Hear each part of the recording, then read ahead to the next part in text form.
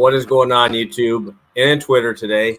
We are back. It is past the prop. It is the last day of May. We are heading into the fun part of the MLB season here.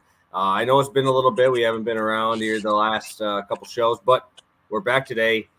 We have to do it early. Obviously, I think 7 of the games start in that early time slot, which is in that noon to 3 time slot there. So we obviously have to get this in for you guys. Joined as always by my guy Stu. How you doing, man?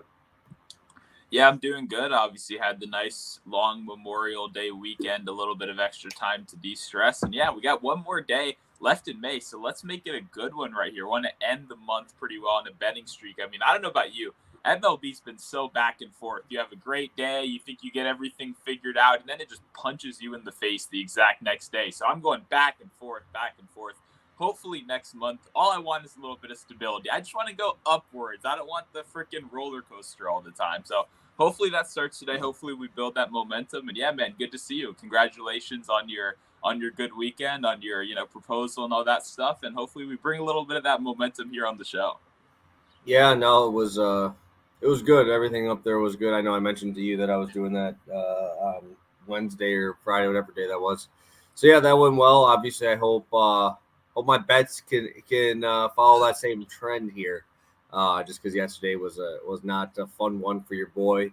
But shout out Corbin Carroll, I guess, for doing everything for us. He definitely helped limit the damage to being a massive loss to only a minute. Not a good day, but salvageable. Yeah, no doubt. And I mean, hey, like you said, it's a fresh slate. Every time you get on this show, we get a new chance to make you guys some money, no matter how bad, good, whatever the last show went. So, I'm excited. I think it's a good slate today. A little too many early games. I feel like they almost overdid it a little bit today, but that's okay. I'll be fine. Day baseball is never something I'm going to get too mad at. Yeah, no, and I looked at this slate, and I think I've been getting bit by trusting these pitchers a little bit too much, right? When I do these combo parlays, I'm just going to probably almost abandon those, at least on the pitching side, until I see outside of Spencer Strider, because the dude is an absolute wagon. But there's just so many walks right now, right? I had Kikuchi yesterday. Goldschmidt hit. Kikuchi ended up not because he walked 5 guys, every single one of them with a 2-strike count. It's tough to cap that type of stuff. But these hits, I feel like have definitely come in a little bit better just because the offenses are starting to come alive now. And we're starting to see a little bit bigger numbers for sure. Yeah, no, I agree with you. I was even actually looking at one of your pitcher combos kind of things with Hunter Brown a little bit earlier today because of how he's been doing. But the price on 6 strikeouts went from like minus 150 last night to minus 330 this morning. So obviously, when those prices get crazy, you got to keep it moving. But yeah, I know what you mean. It's weird. It feels like a minus 250 batter prop at this point is almost safer than like a money line or than a pitcher prop, which is a little bit odd. But hey, if it's working, then it's working. For sure. Let me get my tweet out there, and then we'll be ready to roll. Obviously, Hunter Brown I've been seeing already on quite a few people's pages. So I don't know how I'm going to do with it. Obviously, I love the matchup. I love fading the Twins, but I've said this multiple times. The Twins, when you expect them to suck, decide to come through, and when they are playing someone shitty, they suck, right? And this is, I mean, I don't know if I can come up with data, like actual data to prove that, but the amount of money I've lost on the Twins in DFS is enough for me to know that. It's so often, dude, just because I love their upside, but it's just, man, dude, sometimes I just don't wake up and then decide, oh, we're going to be good today against a guy with elite stuff, right? And it just doesn't make sense too much. So, all right, Stu, since we have a slate like this, do you want to do your favorite early and your favorite late games? Since I think we have every team in action. Yeah, no, that's a good idea. I had my late game ready to go, but I want to pick my Nationals if that counts, but I'll leave that to the side right here. I'll go Angels and White Sox right there with my guy Lance Lynn on the mound in terms of the early game. I love playing against Lance Lynn, just in general, DFS betting, and it's not because he's a terrible pitcher or anything like that. You just know what you can expect. Every single time, he's going to get you around that 5 innings, going to give up between 3-4 runs, something like that. Just give you a very subtle, like, you know what you're getting with this guy. And plus the Angels, I feel like they've got a couple guys that can barrel up one of those sinkers right over the middle. Obviously, Ohtani been in that kind of massive slump over the last couple weeks. Finally hits a home run last night. Trout is another guy you can obviously trust over there as well. So I think that's going to be a pretty good game. Hopefully the White Sox offense, we see a little bit more than what we've been seeing recently. Yeah, no, and I've done pretty well on my Lance Lynn picks when I've done bets on him because you know what he has, right? He's elite against right-handed hitters, bad against lefties. This might be a great spot for him. I mean, you look at this team outside of Ohtani, right? I mean, Drury, Trout, Ward, Renfroe, right? Like a lot of these dudes that you're worried about are going to be hitting from the right side, right? Luis Rengifo, guy you're really not worried about, left-handed hitter, right? You're going down Mickey Moniak, right? Hasn't really shown enough to be a guy I'm really ought to be worried about, left-handed hitter, right? So, I mean, that's 4 to 5 guys from the right-hand side, which usually, when you face Lance Lynn, you see 7 lefties in there because everybody knows this, right? This is common knowledge. But they're not sitting Trout. They're not sitting Drury. They're not going to sit these dudes. So just something to think about. That might be a spot where, and Zach Neto, right? So that's another guy who's been starting every day.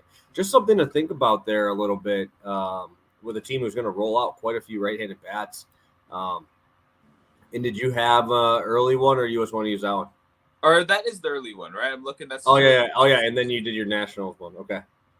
I will go to the Yankees game for my late one. Nice. I like that game. I saw the Yankees obviously put up a huge number on Logan Gilbert yesterday. Defense didn't help. Obviously made those made a count, right? The Yankees made a count. Love to see Rizzo was out of the lineup when the Yankees did well. I'm not a Rizzo fan. I don't know if you saw how big of a dick he was to Tatis there on Saturday. I'm like, hey, I told you guys. I said it. The dude's an asshole. He is an asshole. And then it happened. I'm like, I should have just put the Jordan Shrug shoulders up there because I told you he is not. He's a douche. And then he gets hit because Rizzo goes for a ball like a. I think it was, I don't know if it was a pickoff. I think it was a back pick from the catcher, and he goes like this. It puts his head like right over the base. Tatis runs to the only spot he can go to get to the base, and his hip hits him in the head. And Rizzo goes and like pushes him. I'm like, dude, what do you expect him to do? You're sitting on the base, dude. It's just like a catcher. If you're gonna stand straight in front of the plate, you're probably going to get run over. So just had to get that in there. I had to throw my subtle jab. But I do like that game. But my favorite game I like is this Cubs-Rays game, dude. I really like this game. Really, really like this game. And I like it. I'm on the Rays side pretty hard here. And I'll start talking about them in a little bit here as one of my plays. Yeah, no, I like that game too. Eflin's been very good for them so far this year. I know he was a guy that they spent a lot of money to bring in, and hey, it's been working out pretty well so far. And also, I like Steele, but Steele's coming back to earth. I think I told you before the show that I was like in the Franco prop. So I'm excited to see what you're betting on when we get there. But yeah, I like that game a lot as well. Perfect. And I know you already mentioned your game there with the Dodgers and Nationals. So we'll start off with that one for your first play. Hell yeah. We're going JD Martinez and Lane Thomas to both record a hit. This one is -115 over on DraftKings right now. And what I really like about this is we're just asking 2 guys who are rolling to keep on rolling. Both these guys on 15-plus game hit streaks coming in, and they just happen to be playing each other. I kind of talked about it a moment ago with Lance Lynn. I like both these pitchers, Syndergaard, Corbin. You know what you're going to get with these guys too. If you look throughout the season, these guys are consistently the kind of pitchers that are once again giving you the 5 to 6 innings. They're going to give up about 5 to 6 hits, maybe a home run or 2. And hey, guess what? My guy Noah Syndergaard can't keep a guy on base to save his life. So might have to sprinkle on a couple of these stolen base props, despite the fact that Washington has like nobody in the upper percentile of speed on their team whatsoever. I'm not sure how you do that in roster construction, but I'll bet on some of these slow guys to steal a base no matter what. But we'll start out with my guy, Lane Thomas. We are still on the Lane train. I feel like I'm betting on this guy pretty much every time I'm on camera. And guess what? It's still working. The hit streak is still there. I say it every time. The left-handed hitting is what I absolutely love. That's what keeps him going. But he's actually getting hits against righties for like the first time in his career. And it's not just a 5-game sample size. It's pretty much over the last 2 months. He's been consistently getting hits off of righties so far this year. And obviously Syndergaard splits are worse against the right-handed side, although they are pretty even in general. I believe it's like 297 versus 300 or something. So Syndergaard's given up plenty of hits. Thomas, like I said, on that 15-plus game streak. And then, man, JD Martinez, time to get warm. Hit 2 home runs back-to-back games against my own Nationals. This is an even better matchup right here with Corbin. Martinez, last year, I don't know if you guys were still watching the show, we were going on JD Martinez all the freaking time. He's finally starting to heat up. He's finally showing that consistency he saw last game, which the batting average may not always be, last season. The batting average may not always be 330, 340, but this is a guy that's going to give you a hit in like 70% of games this year. He's not walking too much. He's getting on base. He's never doing too much. I like the home run power, but that just shows he's seeing the ball well. Corbin should be a fine matchup right here. I like both these hot hitters to keep it going today at the -115 price. Beautiful, beautiful. Love it, love it, love it. I know Lane has been good to me too, even when I just throw him in once in a while. So always happy to see him doing well for us. And I talked about this one a little bit earlier, but I'm going to raise straight team total. DraftKings only, I think, has this right now. I absolutely love the Rays today. Obviously, we talked about the regression there, but let's just talk about the Rays in general this year versus lefties. They're the number 1 hitting team versus lefties. They're able to platoon any way they possibly want. The only thing that sucks is Josh Lowe probably won't be in the starting lineup, and I love Josh Lowe. He's been great. But the Rays are even higher than the Braves against left-handed pitching, right? And we talk about how good the Braves are, right? 30 points higher than the Braves team OPS, which is phenomenal, right? The Rays are also the number 1 road hitting team in the MLB. Obviously, we haven't seen that happen here in these first 2 starts, but we saw Stroman and we saw Kyle Hendricks. Now you're going to see a lefty, and you're going to see a guy in Justin Steele who features four-seam fastball, slider over 95% of the time, right? And that's just not going to be a combination you want to see here when you have Yandy Diaz over 300 against both, over 350 expected against the fastball, right? You have Wander with over 400 expected against the fastball. You got Randy over 400 or over 300 against the fastball, and Wander's over 350 against the slider. So it's just tough for me to think that he can get through this lineup without having to go deep into counts, without having him, have those pressure situations that the Rays always put you in. You always find yourself in a situation where, you get the first 2 outs. But guess what? The Rays are going to get a guy on base and just be all over you. They're going to be stealing bases, right? They're hitting home runs, right? They're doing everything well. And it is hot as hell right now, right where I am. And I'm about an hour 20 from Chicago. It's already 75 degrees. By first pitch, it's probably mid-80s, low mid-80s. And that ball is going to be flying there. I also seen the expected slugging numbers are pretty good for Steele, but we've seen him give up 5 runs in 2 of his last 3 starts, right? And if you go up against his teams that he's been facing here, right, he gave up 5 runs or 6 runs to the Reds, right? Phillies don't hit left-handed pitching well. Astros do. St. Louis does. All of those other teams that do hit them well, 3, 5, 5 in those games in terms of runs allowed. And, I mean, look at the early part of the season, dude. He was cooking the Brewers, right? The Brewers can't hit a lefty. I knew it. Like, you already know that, right? Obviously, the start out with the Rangers, obviously no Seager there. Now they're at full strength and obviously just absolutely mashing the ball. But there's some games in there that he got to place the A's, right? The Brewers who can't hit any lefties, right? So it's just those numbers are getting a little bit too big for me. And I think that this number is obviously because the Rays could not hit in these first 2 games, but close matchups. We saw 3 of their best relievers throw yesterday. Albert Alizé probably not going to be going in this one with the 25 pitches yesterday. So I'm really, really liking the Rays. Cubs bottom 5 bullpen as well on top of it. Yeah, no, I like this spot a lot. Obviously, you get the full game number here. You normally expect this to either be the 5 even or a little bit higher. So like you said, you're kind of buying on that little bit of a discount. And to be honest, when you see those first 2 games go under, it always feels like that third game is like the 10-8 game where everybody's going off. Everybody finally gets out of that slump right here. And yeah, we've talked about it before this year, but I mentioned I love Franco today, but it's hard to pick. I mean, Diaz, all these guys, like you mentioned, even Harold Ramirez, Lowe, are so consistent against so many different kind of pitches right here. This Rays lineup is not one I like to face. And I like Steele. Like I said, I'm a fan, but the regression is definitely hitting. He is not a 2 ERA kind of pitcher, and I think we're finally seeing that play out right here. So love this spot. Will definitely be telling you. Love it, love it. Perfect. You got John in the chat. Love to see you, my guy. Hope all is going well.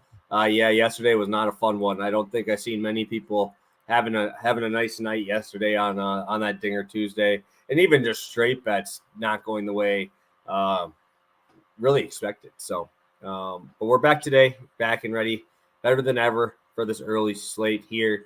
And I don't think we have any other questions there. I didn't check Twitter. I guess I forgot how to use Twitter for the live stream here. But if you guys have questions, pop over to the YouTube stream here and drop them in here. We'll do the best we can.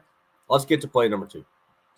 Yeah, dude, I just want to pop in. We're early. It's freaking 9 a.m. right now. We know there's not going to be as many live viewers. So if you do have a question, don't worry if you're not here live with us. Drop it in the comments. We're here 24/7, baby. We'll answer all those questions. So don't worry about that. Want to throw that out before my next pick. Now we will be going to Ketel Marte and Trey Turner, both to record a hit, -112 over on FanDuel Sportsbook. We got one guy that's hot, and we got one guy that's not so hot. Marte kind of fits in the category of all those other guys we talked about earlier. On the hit streak right now, got a 10-gamer going. And what I love is Marte is one of those guys that you find he's consistent against everybody, right? I mean, lefties, righties, home, away. It really doesn't matter when you look through those splits. This is the kind of guy that is just giving you consistent production no matter who he's facing. And now we get him in a place where he's hot right now. Additionally, when you look over the last 30, even if you don't want to just look at the small sample size of the hit streak, hitting over 300 the last 30, coming in with some heat right now, likely getting a bullpen game with the total set at 12.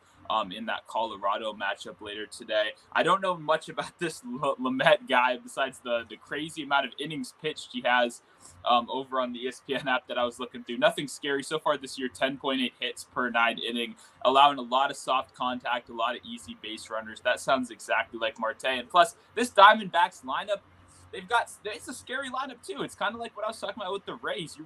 I didn't expect it to be like this at the beginning of the year. You got a lot of scary guys, right? I know you've been betting on Carroll a lot. I know a lot of guys, even a guy like Rivera in there who's kind of been sneaky, Perdomo, even some of these lower name. Alec Thomas has even cashed a bet for me this year. So I like this lineup right here. I like continuing to take advantage of a kind of bad Rockies team that I think Marte should continue to kill right here.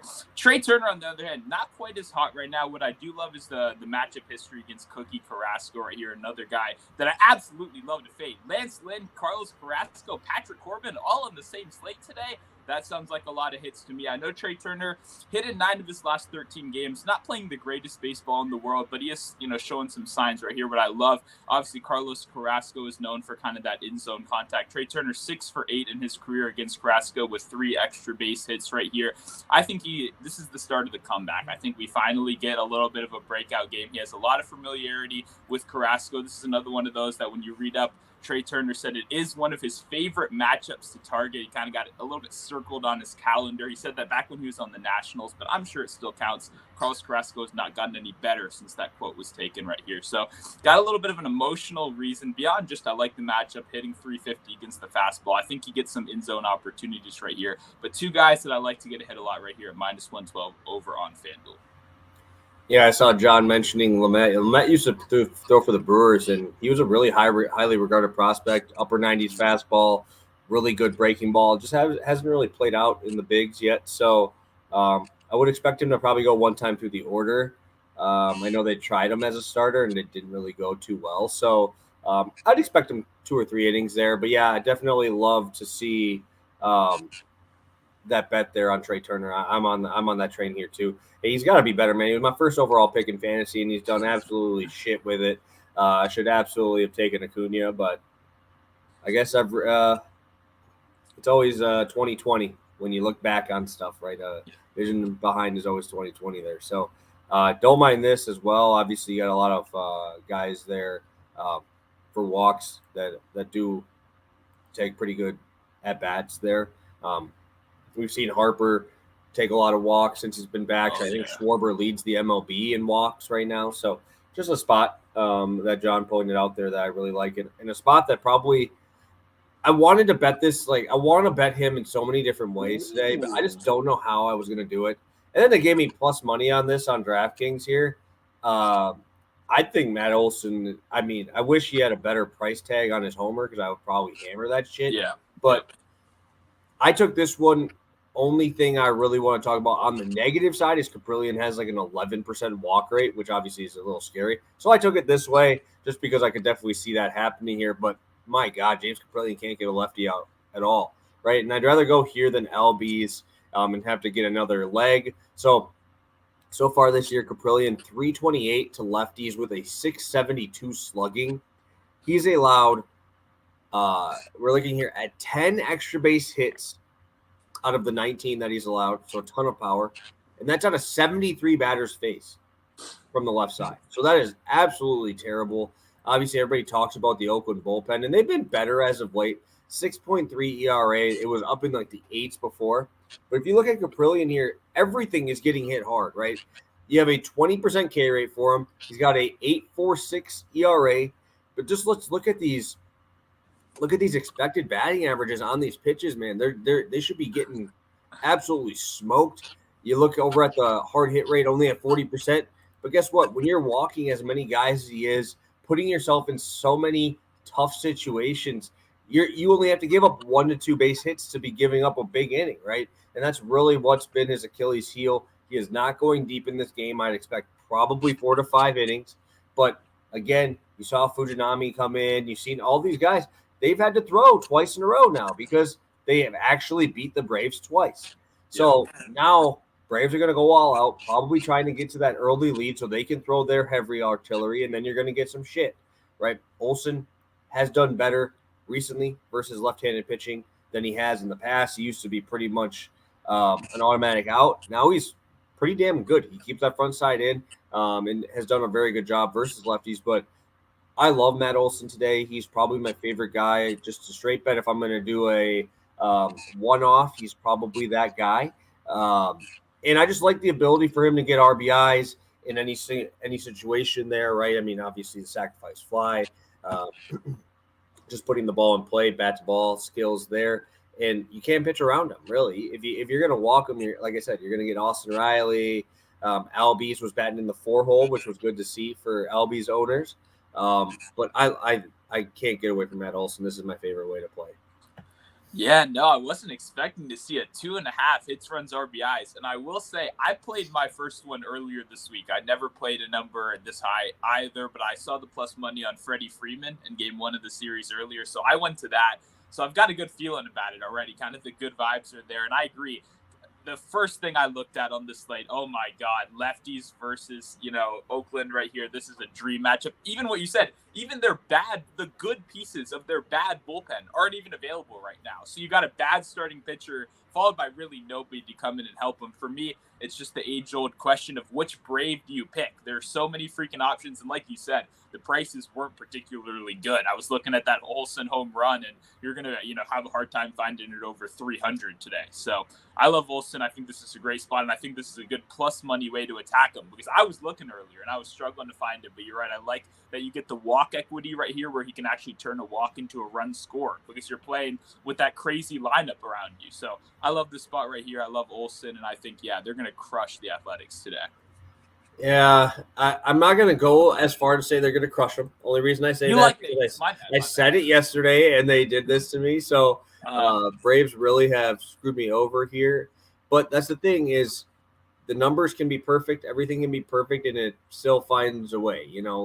It's still baseball. It's tough. But the regression should be coming here through soon. I mean, you get Acuna at 2.5 at the same price. So maybe that's a double up there, and you just try to double up your money on that. But it's just the amount of walks here is the only thing that has really scared me off. And I think that's the only reason it's probably plus money because if Caprillion had like a Justin Steele walk rate, Justin Steele is top 5% in MLB and walk rate, around 3.5. This number is probably like minus 120, right? But it's just the amount of walks that have been given up, the free passes, but that also can help on you can hit one single and cash this on just sheer RBIs from walks, right? So it's just it comes full circle. And I definitely be all over Matt Olson today. Yeah, I like this market a lot. I like that it encapsulates everything, right? You really benefit the most from a guy in the middle of a stacked order, and that's exactly what we have here. So I'm telling you.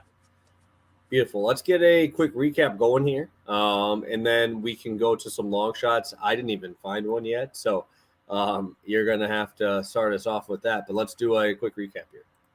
Sounds good. I can pull up my numbers in a sec. We're going J.D. Martinez and Lane Thomas to keep on going, keep on their hits. I can't speak. Keep their hit streaks going today at -115 over on DraftKings. And then we got Trey Turner and Ketel Marte both to record a hit, -112 also over on FanDuel. I'll be on the Rays team total versus Justin Steele this early slate. I think it's at 1 o'clock my time here. And then plus money spot on Matt Olson over 2.5 hits, runs, RBIs at +110.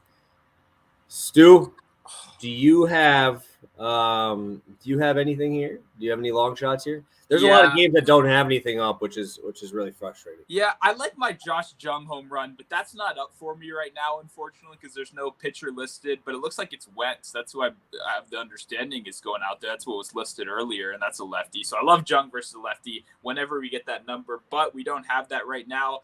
I got to check the Bet365 to get the best prices, but I'm going stolen bases for Luis Garcia and CJ Abrams. CJ Abrams is +300 right now, which is not a good price for CJ Abrams to steal a base. But we all know this. The sports books all know this. Syndergaard is kind of like our closest thing to Lester right now. So I'm rolling with CJ Abrams to get a stolen base at +300. And I want that Luis Garcia number. I just need to find it. I can't find the price. But I assume Bet365 will have, the best numbers for this, as they always do. What was line for you? Because I just have to make sure I get it was +300, so you can do better than that pretty easily, unfortunately. Let me see if I can find the Garcia one. Oh, okay, wait, I might have a better one, actually. But you can go, so I'll kick it over to you. So your highest one's +300? Well, no, I got a good one, but I don't want to ruin your bet now. No. Tell me what it is, because I got to make sure. Okay, Luis Garcia is at 700 for a stolen base. And listen, CJ Abrams is faster than Luis Garcia, but as someone that watches the Nationals every day, Luis Garcia is a lot dumber than CJ Abrams is. And Luis Garcia is going. Like, he's going. So at +700, that is actually a much better price than I was expecting right there. He might get thrown out. We'll see what happens. All right. Let's go. I got to combine them now. I have to do my stolen base parlay that I've been rolling with here. Oh shoot! Let's have a little fun here. Let's go a little crazy here. It's a Friday, no, it's not. It's a Wednesday. I keep getting that wrong. God damn. Yeah, no, I'm going to my Brewers for one. Ooh. I'm sure it's going to be someone you've probably never heard of. So we'll do that. And do I really want to go on the hunt? I'm trying to figure out if I want to do. Okay, let's do this. Let's do this. I got to combine it with a homer now because Stu made me have to go further here. So, yeah, it's frustrating. But take it with a Blue Jay. I'm sure they're got about 4 homers today. You can pick one of those. Oh, I'm going pretty crazy, bro. I'm going +5,000 crazy. That's okay. I'm doing my stolen base parlay, and I would take both of these by themselves, right? Let me pull this up. And I'm sure you've probably not heard of either, I'm going to assume. But we'll see. That's not giving me a lot of confidence for this prop, but we'll see what happens. All right, I'm doing a stolen base parlay. Owen Miller and Matt McClain. Those numbers right there, the smaller ones are their individual numbers. They're +5,000 together on DraftKings. Matt McClain, dude, how are you giving me +700? Like, this might be one of my favorite plus money bets I've ever seen, dude. Why are you giving me +700 on a guy who already swiped in 100 plate appearances in AA or AAA, had 10 stolen bases? Bro's already got a couple stolen bases, and they're giving me +700. I don't know if that means they think that James Paxton is just going to be able to hold runners as a lefty.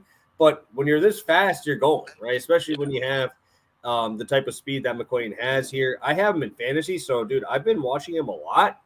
right, recently, and the dude has a stolen base, not in the last game, the game before that, right? Before that, didn't steal too many bases, but he's finally starting to get on base, starting to give me opportunities. If he gets on, he's going to try and run, and that's going to be something I want to exploit here. Owen Miller, I think, is a lot better option here because they're giving me still plus 500, right? And he's been great. Obviously, he's facing Manoah, who's a very big guy, a little bit slower to the plate. Obviously, I'm hoping that we see probably Alejandro Kirk back there. He's a little bit worse defensively, especially with Danny Jansen on the IL.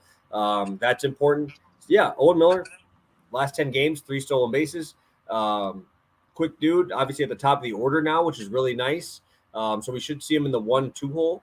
And you're giving me plus 500 on that. I think that's a great price for the amount of opportunity he's getting right now and how often he's getting on base. Dude might be the hottest hitter in baseball right now that no one's talking about, right? I mean, the dude was absolutely raking. And I'm going to be all over him. If he can find a way to get on base, I'm going to definitely go there. Yeah, no, I like both these spots, especially honestly the McLean 700, because I've been watching the Reds a decent amount recently because they got a lot of guys that I like betting on, and I agree. He's looking really good out there.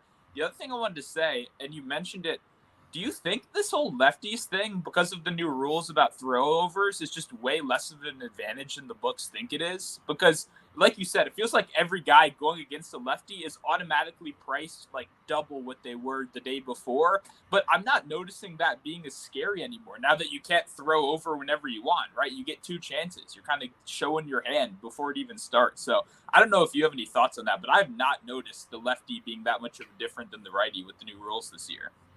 Yeah, no, and I mean, if you're faster going on first movement anyway, right? You're guessing, True. right? You're watching probably like when you watch a guy, right? If you watch a pickoff as a lefty, the big toe of your left foot, you'll be able to see come off the ground if he's probably going home versus if you're going over. So just like these guys at this level literally are watching that, see that happen, gone. First movement, they're gone. So I was very surprised to see McLean at a plus 700. He hasn't done it much yet in the big leagues, but the pedigree is there, right? It's gonna start coming around as you get more comfortable, and he's getting on base quite a bit. And especially when you have spots where it's like Jonathan India is hitting like an absolute madman right now, right? He's been phenomenal, getting to first base. Obviously, McLean gets on first and third. Probably want to swipe. You want to get out of that double play because guess who's the number 1 double play guy in the world? Spencer fucking Steer. The dude's a walking double play. So get to second base. You don't have to worry about it because that guy's just going to try to ruin innings for you. Yeah, I'm glad you could get that in there. You somehow, managed to hate on Steer a little bit. Shout out to Steer. I know you're watching. Don't take him too seriously, okay? This is what we do here. But I do like this play, and I that actually is a good reason, too. Same with my Washington guys. We hit into so many fucking double plays that you almost have to steal that base if you're given the opportunity. So I like that right here. I like that we got stolen bases props instead of home runs. I feel like the whole world is kind of crushing those home run prices down, but nobody's really paying attention to the stolen bases. So hopefully we get some winners today. I like this. Yeah, shout out Corbin Carroll again. See if you're on my good side, you get hyped up a lot on here. Corbin Carroll coming through for me last night. I think his home run price was like 600, and then his stolen base was 350. Bro, why are you giving me 350s on Corbin Carroll? Dude? Yeah. That guy should be 200. Like 250 max. If that guy gets on base, he's probably going, dude. Maybe it was just because he was batting 6th against the lefty, but dude, I was gonna say it was probably Freeland. It was probably the lefty on the mound again, giving you a good price because I would have guessed Carroll was like 210. So there you go. Perfect. All right, Stu. What do you got for the people before we head out today? About 35 minutes in. Yeah, no NBA article to plug, obviously. Yeah. Fuck the NBA, bro. Yeah, so I mean, hopefully the finals is close. We'll see. Maybe I can convince PPS to talk about NBA at some point. We'll see if I'm successful. Probably not. NBA finals coming up. I'll have some coverage over there with odds checkers as well. I'll be on Twitter every single day. Twitter and Discord posting my MLB picks. It's that time of year. We're pretty much only got MLB left, so we're going to be locking in. I mean, we've been locked in for like a month, but we're going to stay locked in and hopefully have a great fucking month because, yeah, the last week or so has just been great day, punch in the face. Great day, punch in the face. I just want some consistency, and I think that starts today. I think we hit a couple stolen base props as well. Let's go. Yeah, I know. I got gut punched yesterday. I'm coming back with a vengeance today.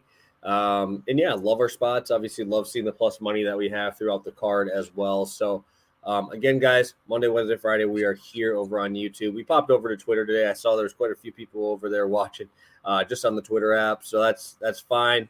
I'm not sure how many times we're going to do that, but I just popped it on today because it's an 8 a.m. show, and we didn't know how many of you guys were going to wake up with us. So we appreciate you guys popping in. And yeah, I think we're going to have a great slate here. Appreciate all you guys in the comment section. We love you guys. And hopefully we'll be able to make some money with you. So have a good one, guys. Best of luck today. And we will see you on Friday.